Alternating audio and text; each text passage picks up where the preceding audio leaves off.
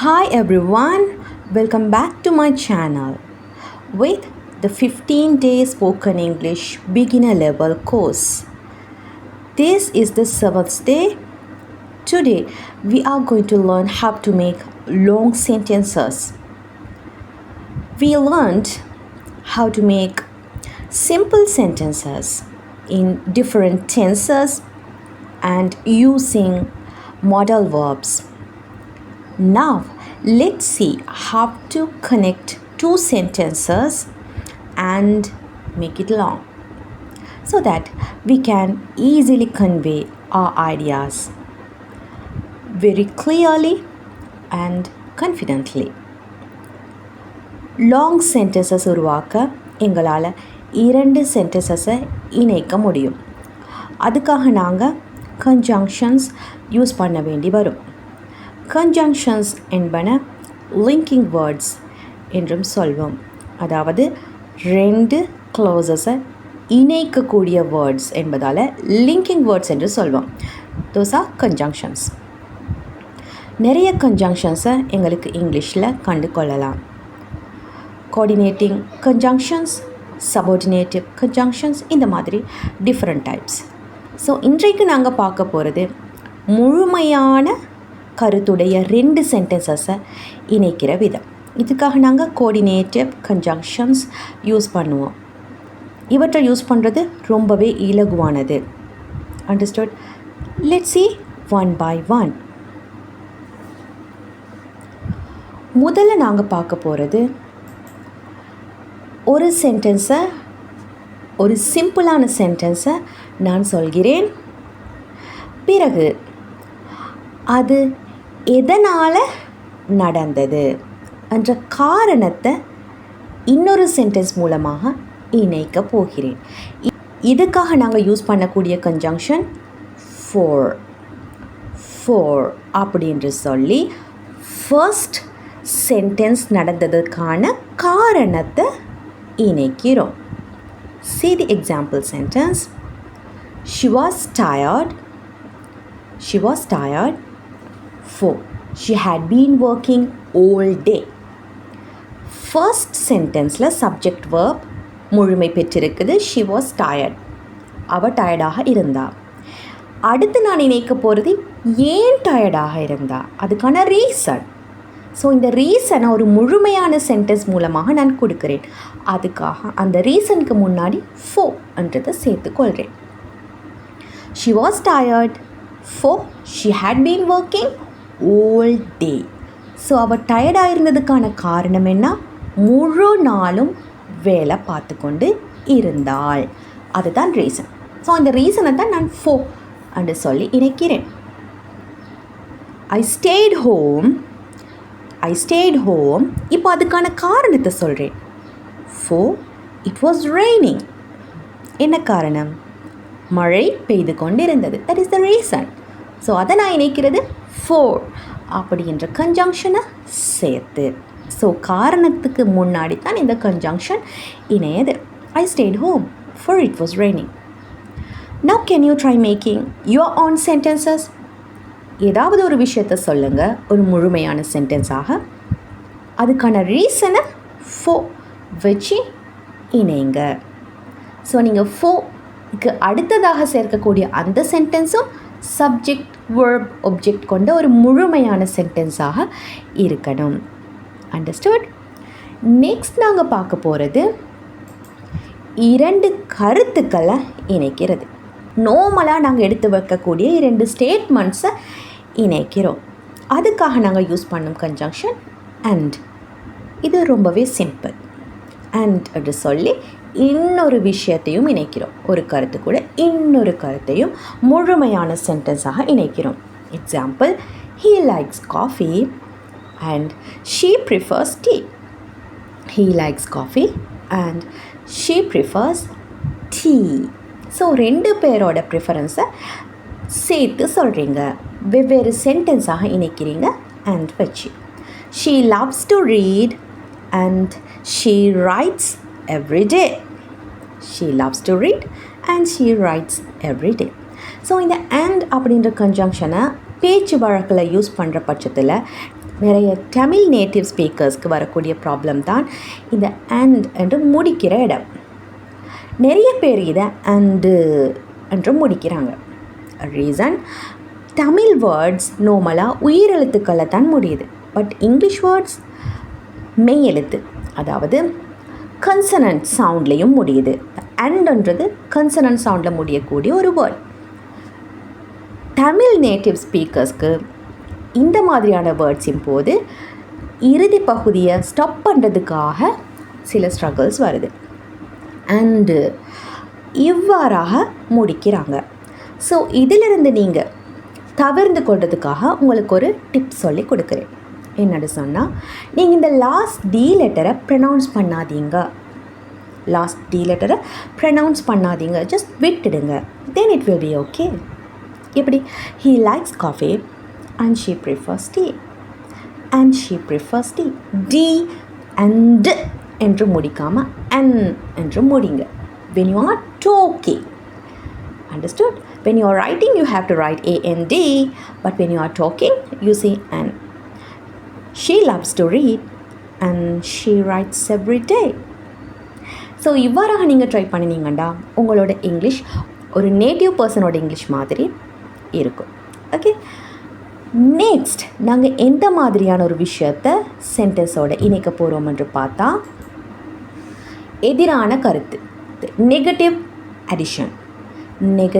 Addition. அதாவது ஒரு விஷயம் நடக்கவில்லை என்று நெகட்டிவான ஒரு ஸ்டேட்மெண்ட்டை சொல்லிவிட்டு, அதே மாதிரி இன்னொரு விஷயமும் நடைபெறவில்லை. அப்போ 2 விடயங்கள் நெகட்டிவாக சொல்கிறேன். 2 விடயங்கள் நடைபெறவில்லை, இந்த மாதிரி இல்லை, நெகட்டிவ் சென்டென்ஸாக சொல்கிறேன். இதுக்காக நான் நோர் என்ற கன்ஜங்ஷனை சேர்த்துக்கொள்கிறேன். ஸோ இதோட சென்டென்ஸ் பேட்டர்ன் கொஞ்சம் காம்ப்ளிகேட்டடாக இருக்கும், அதனால் தெளிவாக புரிஞ்சு கொள்ளுங்க. He didn't study, அவன் படிக்கலை. He didn't study, negative. Nor did he complete the assignment. இதோட மீனிங் என்ன? அவன் படிக்கவும் இல்லை, அசைன்மெண்ட் கம்ப்ளீட் பண்ணவும் இல்லை, 2யுமே செய்யலை.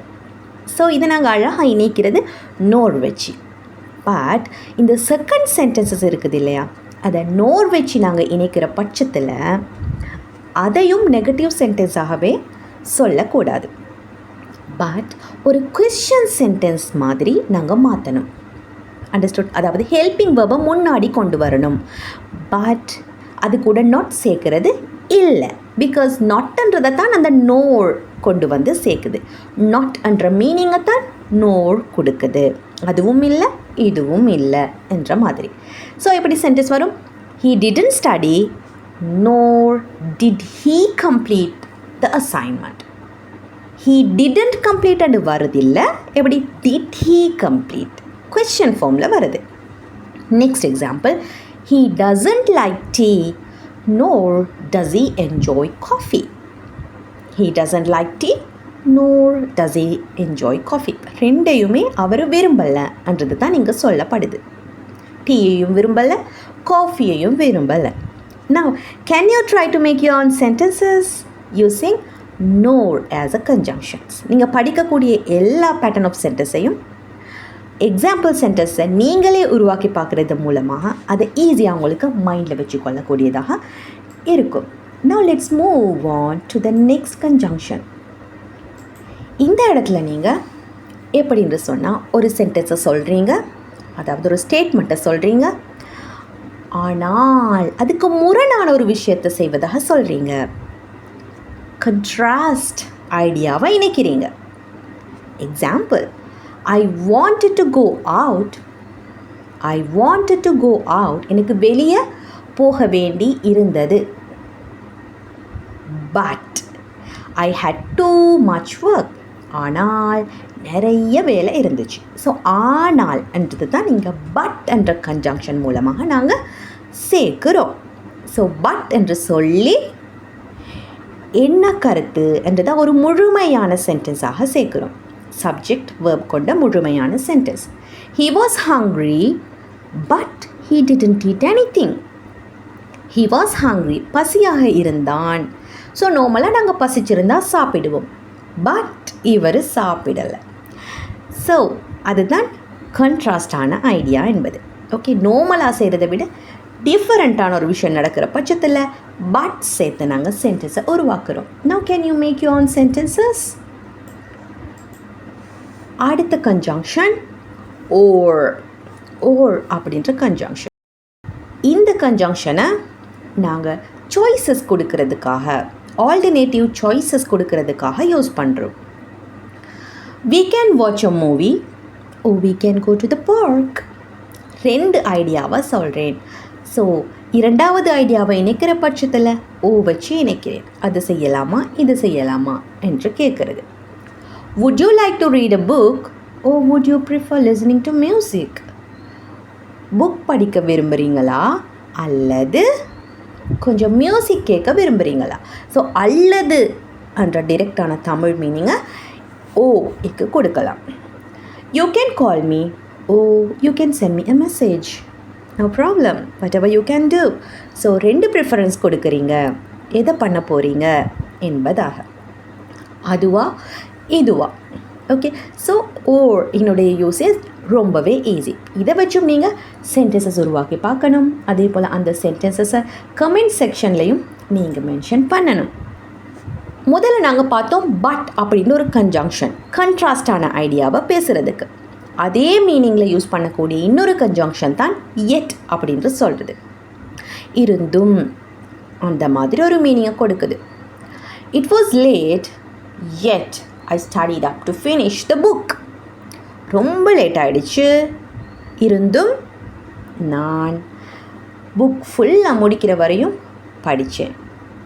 இட் வாஸ் லேட், லேட்டாக இருந்தும்.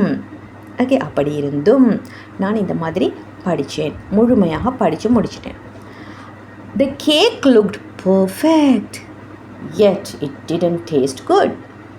ஸோ ஃபஸ்ட்டாக நான் என்ன சொல்கிறேன், கேக் பார்க்குறதுக்கு ரொம்பவே சூப்பராக இருந்தது, பர்ஃபெக்டாக இருந்தது, இருந்தும் அதோட டேஸ்ட் நல்லா இல்லை. So negative, contrast idea, unexpected outcome. So அழகாக இருந்துச்சுன்னு சொன்னால் டேஸ்ட்டாகவும் இருந்துச்சு என்று சொல்வதாக நாங்கள் எக்ஸ்பெக்ட் பண்ணுவோம், எதிர்பார்ப்போம். ஆனால் அதுக்கு முரணான கருத்து வர்ற பட்சத்தில் எட் என்று சேர்க்குறேன். I practice a lot yet I didn't win the competition. I practice a lot yet I didn't win the competition. Now can you try to make some sentences using yet as a conjunction? Let's see the last one. So இதை நாங்கள் use பண்ணுறது ஒரு ரிசல்ட்டை சொல்ல.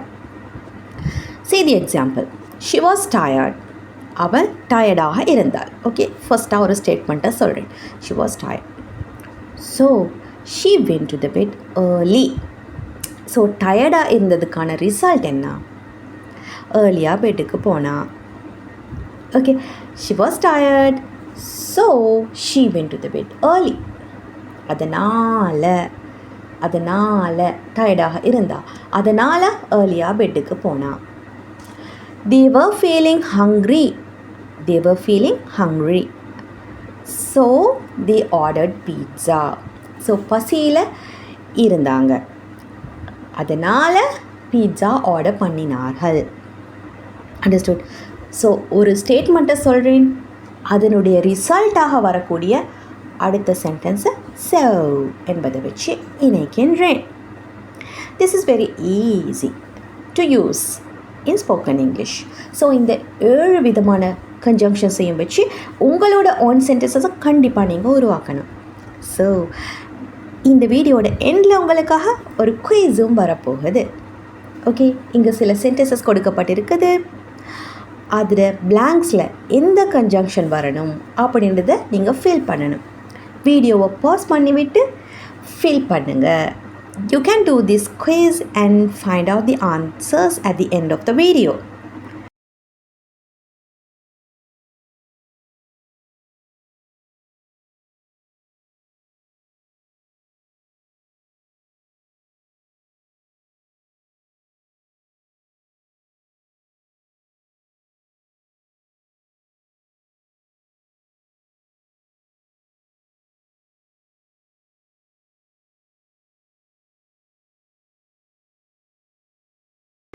And don't forget to comment your points. I'm waiting for them.